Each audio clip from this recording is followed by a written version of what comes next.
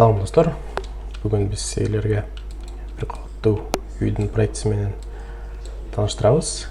Бұл үйдің өлчемдері 12-3 метр, жана 10 метр. Анда эмесе планировкасына кирсек, бұл үйдің оң тарабында гостиная жана кухня жайгашкан. Сол тарабында болсо спальня комнаталар жайгашкан. Үйгө киргенде биринчи тамбур. Тамбурдун сол жагында шкафтар жайгашкан. Ары киргенде холл. Холлдун оң тарабында кухня. Кухнянын жанында кичинекей холл каралган.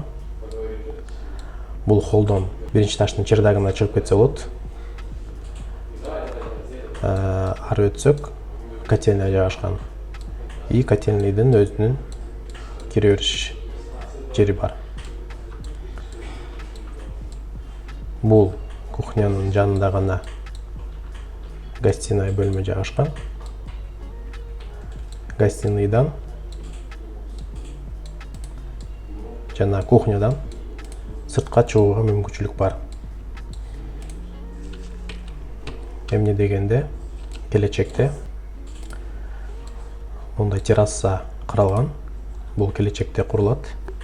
Үйдүн сол тарабын өтсөк, спальня жайгашкан. Спальныйдын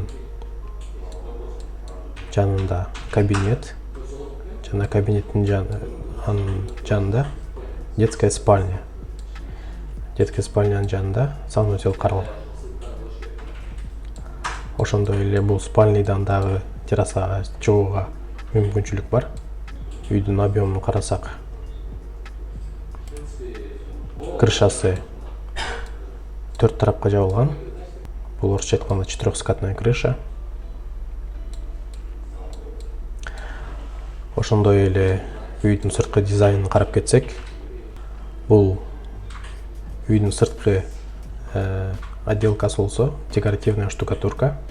Үйдүн кровлясын болсо өзүңөргө ылайык жабылсаңар болот. Черепицадан же мягкая кровля менен.